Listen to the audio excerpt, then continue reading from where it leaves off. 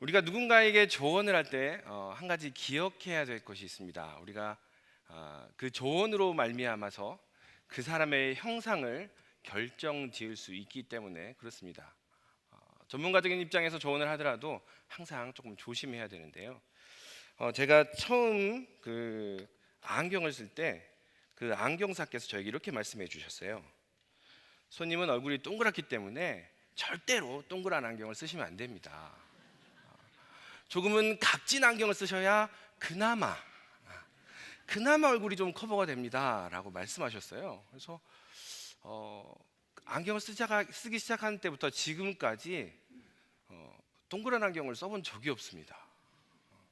저는 그나마 좀 얼굴이 나게 보이려면 각진 안경을 써야 되는구나 라고 생각을 하고서 평생 이렇게 각진 안경을 썼어요.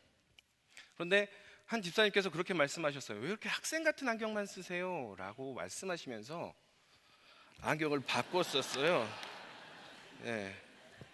그래가지고 안경을 이렇게 바꿨었더니 너무 달라 보이는 거예요. 이럴 때는 클로즈업을 좀 해주셔야 됩니다. 우리가 조언을 하거나 이럴 때도 어찌 보면 그것이 한 사람의 형상을 결정할 수 있기 때문에 참 조심스럽게 해야 됩니다. 사람들은 자신에게 뭔가 의미 있고 재미있는 것들을 찾아다닙니다. 그리고 그것을 빗대어서 나의 형상을, 나의 모습을 결정지으며 나아갑니다. 내가 이만큼의 소유가 있어요. 내가 이만큼의 어떤 사람들을 만나고 있고요. 나는 세상에서 이렇게 불려집니다. 나는 이런 사람이에요 라고 이야기를 종종 합니다. 그런데 하나님 보시기엔 어떨까요? 하나님 보시기에도 네가 소유가 이만큼 있고 네가 어떤 사람들을 만나고 있고 네가 사회에서 어떻게 불려지니 너는 그런 사람이구나 라고 하나님께서도 그렇게 생각을 하실까요? 오늘 고린도후서의 말씀으로 함께 나눠보고자 합니다. 고린도후서는 낯서시죠? 고린도전서에는 사랑장, 부활장 여러 가지 많은 것들이 있는데 고린도서에는 그런 것들이 좀처럼 없습니다. 그런데 사도 바울이 그렇게 사랑한 교회가 고린도 교회였습니다. 본인이 개척을 하기도 했고 거기에 정말 애착이 있어서 여러 차례 방문하면서 편지를 쓴 것이 고린도전서와 후서인데요. 고린도전서에 편지를 쓰고 나서 분위기가 안 좋았어요. 사도 바울은 사도도 아닌 것이 우리에게 이렇게 말을 하네. 그래서 2년이 지난 후에 사도 바울이 다시 한번 고린도 교회를 방문을 합니다. 그리고 나서 사도 바울이 뭐라고 했을까요? 방문해서 나는 사도입니다. 나는 이러한 자격이 있습니다. 나는 이러한 형상의 사람입니다. 라고 말을 했을까요? 사도 바울은 그것을 이야기하지 않고 우리는 하나님의 이러한 형상을 가지고 있습니다. 우리의 직분은 이런 것이며 우리는 이렇게 불리워진 하나님의 공동체입니다 라는 것들을 이야기를 합니다. 여러분 때때로 내가 누구일까? 나는 어떤 형상의 사람일까? 궁금하십니까? 그렇다면 고린도 후서를 읽어 나가시기를 바랍니다. 고린도 후서의 안에서는 하나님께서 우리에게 허락하여 주신 그 온전한 형상이 드러나 있고 그것을 또한 우리에게 말씀해 주시고 계십니다. 그렇다면 내가 가진 소유나 권세로 불려지는 그 형상이 바로 하나님의 형상일까요? 그것이 바로 우리의 모습일까요? 여러분은 어떤 형상을 가지고 계십니까?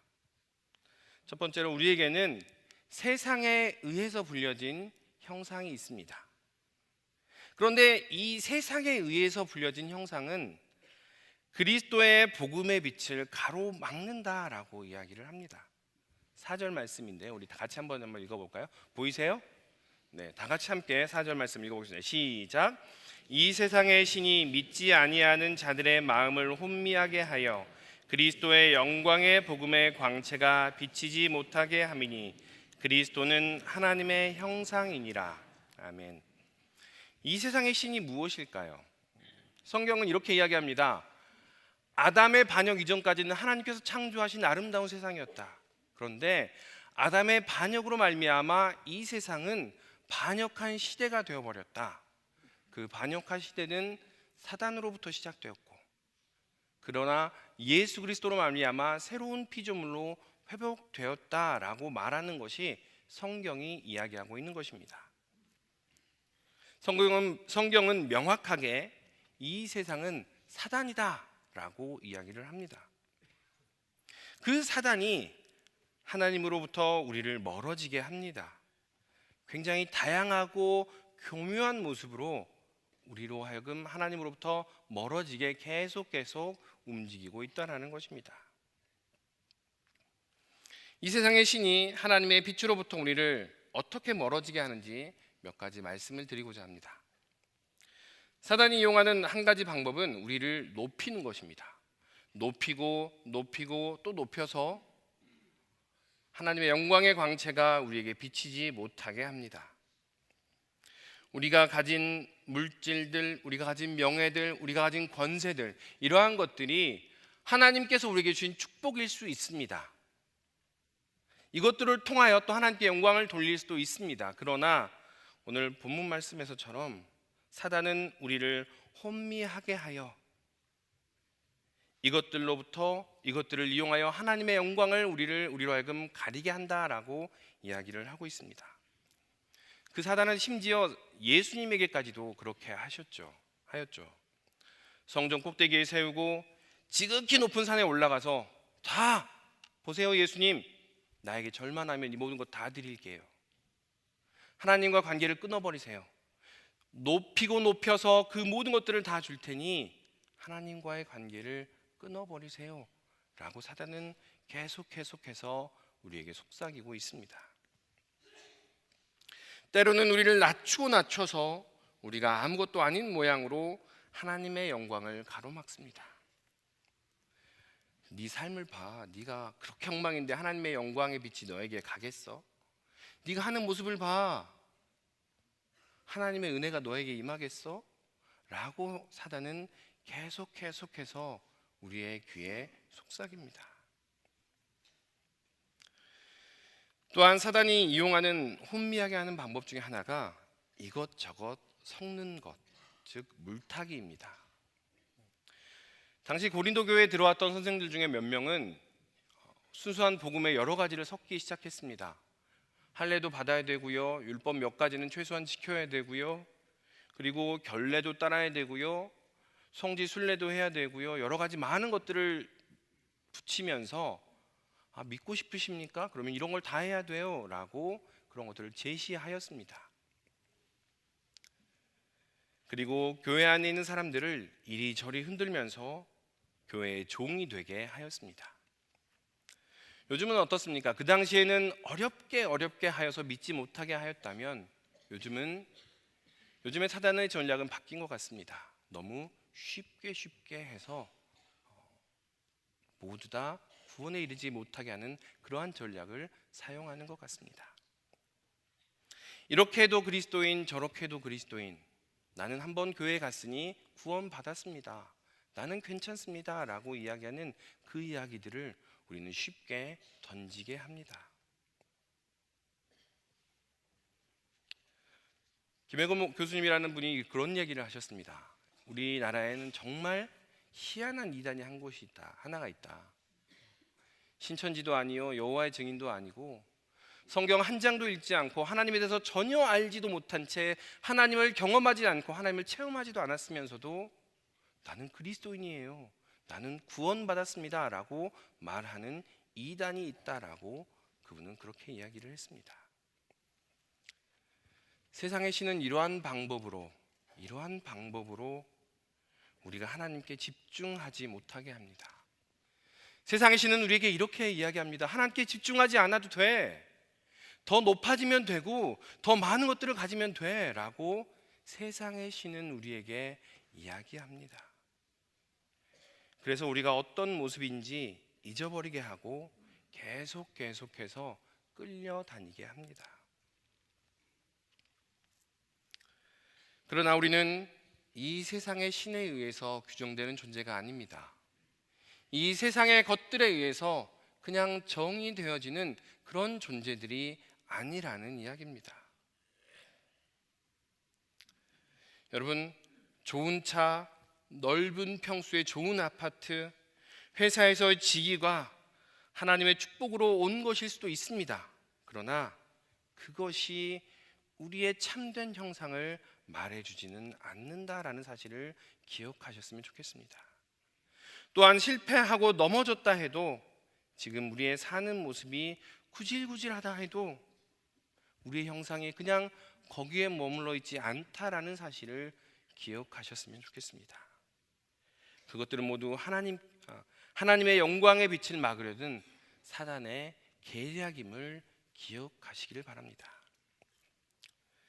이와 더불어서 세상의 신은 나와 우리를 주장하여서 하나님의 영광의 광채를 막습니다. 5절에서 사도 바울은 또한 이렇게 이야기합니다. 우리가 우리를 전파하는 것이 아니라 오직 그리스도 예수의 주 되신 것과 또 예수를 위하여 우리가 너희의 종된 것을 전파함이라.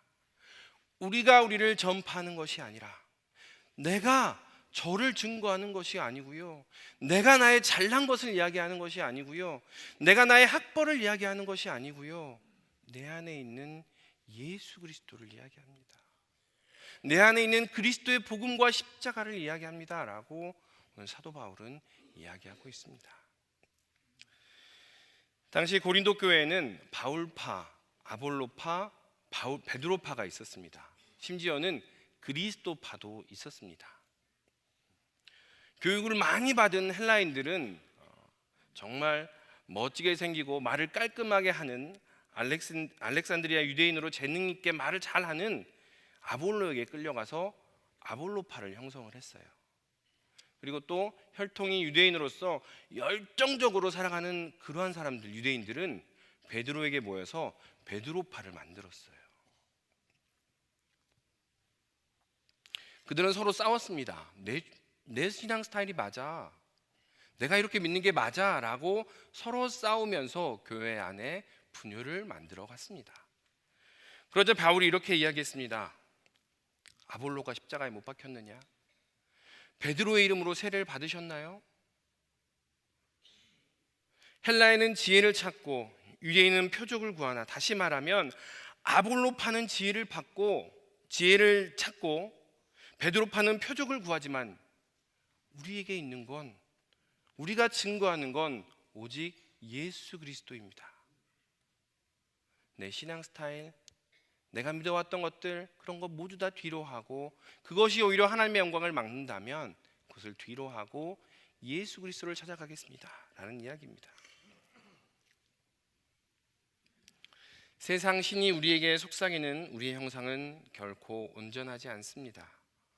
또한 나와 우리가 스스로 고집하는 그 형상 또한 하나님께서 우리에게 비춰주시는 그 영광의 아름다움을 가로막지는 못합니다. 그것들로 하나님을 알 수 없고 그것들로 하나님의 지혜를 이룰 수 없습니다. 하나님께서 우리를 그저 그런 존재로 지으신 것이 아니기 때문입니다. 그것에 그냥 눌려 휘둘려 살 만한 그런 존재로 우리를 지으시지 않았기 때문입니다.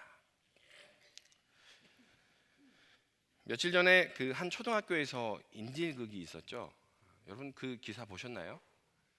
제가 사무실에서 한참 말씀 묵상을 하다 그 기사를 보고서 소식을 접하고 되게 놀랐습니다. 되게 놀라고서 처음 들었던 생각은 그 학교에 보안관이 있을 텐데 라는 생각이 들었어요. 그러면서 원망이 막 일어났어요. 그 보안관 도대체 뭘 한 거지? 그 보안관은 왜 그 사람을 들여보낸 걸까? 이렇게 판단하는 것은 제가 정의로워서였을까요? 곰곰이 생각을 해봤더니 이후에 제가 보안관에 대한 선입견이 있었던 것이었습니다. 뉴스를 이렇게 보다 보니까 처음에는 그 보안관에 대해서 좋지 않은 여론이 있었습니다. 그 보안관이 신원 확인도 안 했고요, 막 이야기를 했어요. 그런데 그 이후에 이야기가 나왔어요. 그 보안관은 군대 대령으로 예편을 하였고 소말리아에도 갔고 이라크에도 가서 파병하면서 용감하게 그 일들을 수행을 하였고, 학교에 보안관이라 있는 것 자체도 굉장히 자랑스럽게 여기는 그런 사람이었습니다 라고 이야기를 하는 것을 들었습니다. 그리고 그 모든 사건을 처음부터 차근차근하게 잘 대응을 했다는 이야기를 들었습니다. 보안관이라는 그 이미지 때문에 처음에는 저분이 잘했을까라는 생각을 했습니다. 그런데 그분이 입고 있는 옷이라든가 그런 것들을 제외하고 그 참 모습을 알게 되니까 저분이 잘 대응을 했구나라는 것들을 알게 되었습니다. 우리는 때로는 우리가 보여지는 것들에 의해서 평가하고 또 평가를 받습니다. 또 그렇게 평가하는 것을 좋아합니다. 그렇다면 우리는 도대체 어떤 형상일까요? 방금 전까지는 우리는 이런 형상이 아닙니다라는 것들을 말씀을 드렸어요. 그러면 도대체 우리는 어떤 형상일까요? 하나님께서 온 세상을 창조하실 때 가장 먼저 창조하신 게 무엇일까요? 빛입니다. 빛. 빛이 있으라 하시면서 빛을 창조하셨고, 그리고 우리를 지을 때 하나님께서 이렇게 말씀하셨습니다. 우리의 형상을 따라 우리의 모양대로, 우리의 형상을 따라 우리의 모양대로 사람을 만들자. 6절의 말씀입니다. 다 같이 한번 읽어볼까요? 6절 시작. 어두운데 빛이 비치라 말씀하셨던 그 하나님께서 예수 그리스도의 얼굴에 있는 하나님의 영광을 아는 빛을 우리 마음에 비추셨느니라. 아멘. 빛이 비치면 모든 것이 드러납니다. 빛이 비치면 우리 안에 품고 있는 생각들이 드러납니다. 빛이 비치면 우리가 가지고 있던 가치관들이 드러나고, 빛이 비치면 우리가 어디에 서 있는지 그 모든 것들이 드러납니다. 그 빛, 세상의 신에 의해서 막힌 그 빛이 아니라 하나님의 영광의 비침을 받으면 우리의 참된 형상, 우리 안에 있는 하나님의 형상이 드러나기 시작한다라는 이야기입니다. 그 빛 아래에 있으면 우리의 재물의 자랑, 소유의 자랑, 신앙의 연수, 그 모든 것도 아무것도 아닌 것이 된다라는 것입니다. 그 빛은 우리 안에 있는 하나님의 형상을 가리는 모든 요소들을 드러나게 합니다. 그 빛은 하나님의 형상을 가리는 모든 것들을 제거하고 온전한 하나님의 형상을 드러냅니다. 우리는 그 빛에 반응하는 하나님의 형상대로 지음받은 그러한 존재들입니다. 남녀를 불문하고 조금이라도 젊은이들과 함께 하는 것들을 좋아합니다. 대부분 겨자씨에도 보면 요청하시는 분들이 주로 그렇습니다. 조금이라도 새 가족 중에 젊은 분들이 오시면 좀 보내주세요라고 말씀하시는 분들이 계세요. 그리고 또 조금이라도 젊은이들과 함께 어떻게 하고자, 그래서 청년부에는 항상 많은 봉사자들이 있죠. 그런데 왜 그럴까 생각을 해봤습니다. 그랬더니 젊은 사람들일수록 뭐가 있냐면 리액션이 있습니다. 방금 리액션 하신 분들은 젊은 분들입니다. 젊은 분들일수록 리액션이 있어요. 근데 그 리액션이 사람들로 하여금 기분을 좋게 만든다는 거예요. 그래서 사람들이 점점 젊은 사람들과 함께합니다. 여러분 그 얘기 아시죠? 낙엽만 굴러가도 까르르 웃는다고. 한번 웃어보세요. 이렇게 해서. 제가 그래서 한번 그 얘기를 듣고서 낙엽을 굴러가는 걸 이렇게 봤어요. 하나도 안 웃기더라고요. 왜 사람들은 젊은 사람들과 함께 있을까? 함께하는 걸 좋아할까라고 생각을 해봤더니 신기한 거예요. 그렇게 이야기하는 것이 신기하고 또 기대가 되고 낯선 세상을 만나는 것이 너무나 새로운 거였어요. 하나님께서는 계속해서 우리에게 그 빛을 비춰주셨어요. 아브라함을 통해서, 모세를 통해서, 또한 다윗을 통해서, 많은 선지자들을 통해서, 그리고 지금 이 순간에도 하나님께서 우리에게 빛을 비춰주시고 계십니다. 그런데 우리가 좀처럼 리액션을 안 하더라고요. 하나님께서 지치셨을 것 같아요. 너희가 언제 리액션을 하나 보자. 성경의 스토리는 사실 그런 스토리입니다. 하나님께서 계속 은혜를 주시고자, 하나님의 구원 스토리를 증거하고자 계속해서 말씀하시는데 전혀 반응하지 않은 이스라엘 백성을 향한 이야기가 바로 성경의 이야기입니다. 오늘 하나님께서는 다시 한번 또한 우리의 마음을 두드리고 계십니다. 하나님의 영광의 빛, 그 하나님의 형상을 회복하는 그 영광의 빛을 마음 열고 받아들이며 그 부르심에 응답하시겠습니까? 하나님께서 우리에게 그렇게 물어보고 계신다라는 것입니다. 하나님께서 계속 반복해서 우리에게 그 빛을 비춰주시는 이유는 우리 안에 세상에 의해서 형성되어지는 그러한 형상이 아니라 우리 안에 하나님의 형상이 있다라는 것을 말씀해 주시고자 함이라는 것입니다. 우리는 하나님의 형상대로 지음받았습니다. 그 형상대로 지음받았다는 것은 단지 외모가 하나님의 형상이라는 것을 의미하지는 않습니다. 여러분 생각해 보세요. 하나님이 이런 형상인 거예요. 옆에 계시면 쳐다보면 하나님이 이런 형상인 거예요. 우린 이렇게 생각하기 쉽습니다. 금발이 흩날리며 정말 키도 크고 멋진 예수님을 그리기가 쉽습니다. 그런데 그 형상은 우리의 외모만을 의미하지는 않습니다. 하나님의 형상으로 지음받았다, 그 말은 우리가 하나님을 충분히 알 수 있습니다.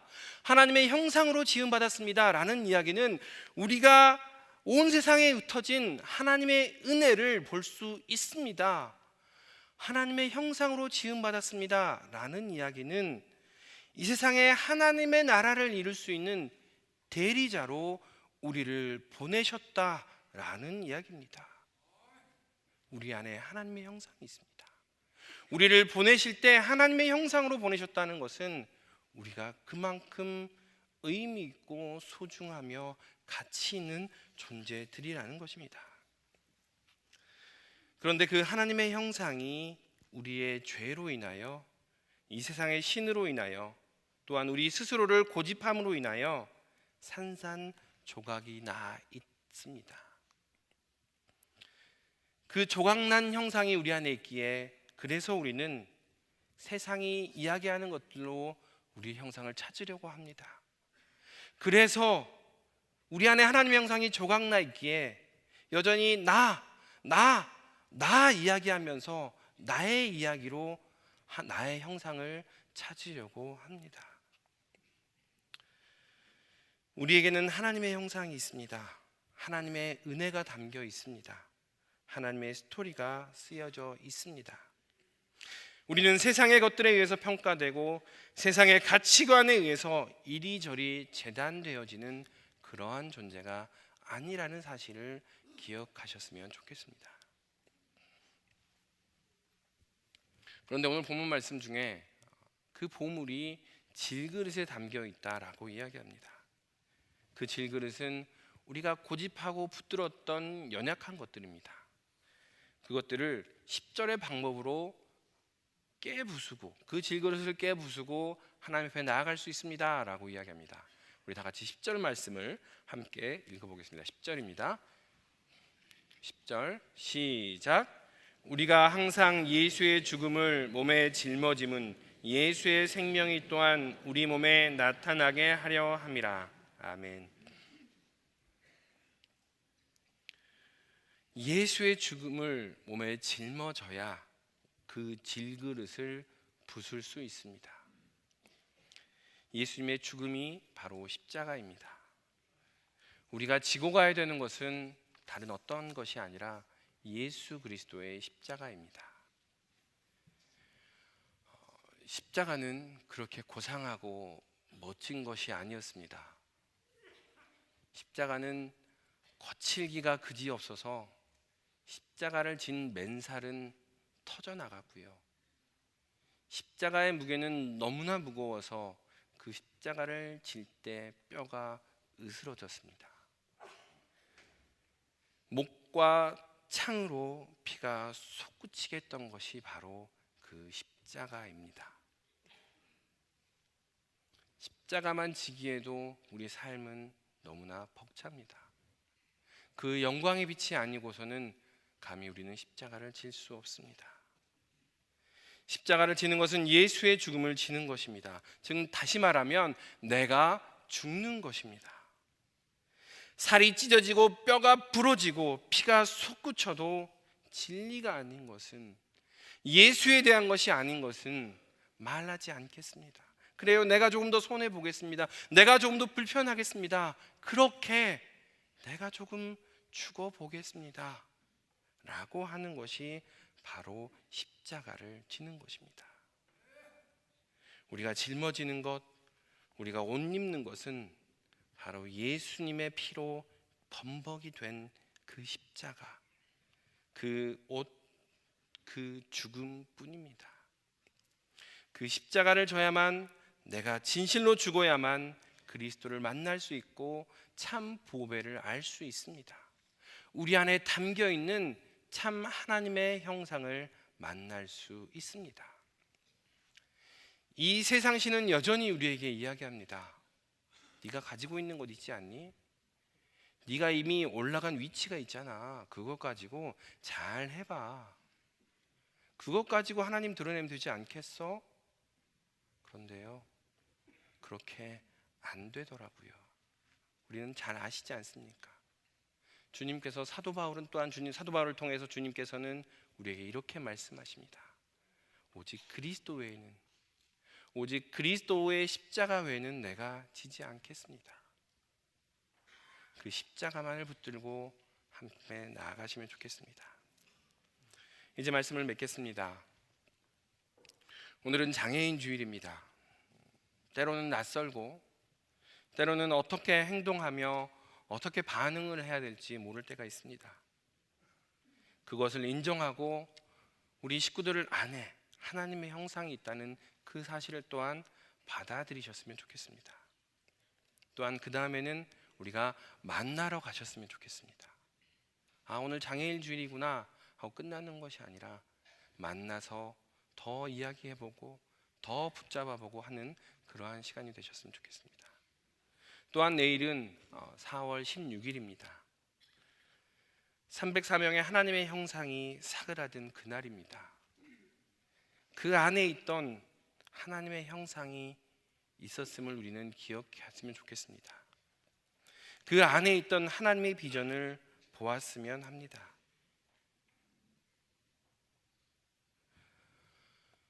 우리 한번 가슴에 손을 얹고 이렇게 한번 이야기해 볼까요? 한번 가슴에 손을 얹어 보세요. 내 안에 하나님의 형상이 있습니다. 내 안에 하나님의 형상이 있습니다. 네, 손 내리시고. 네.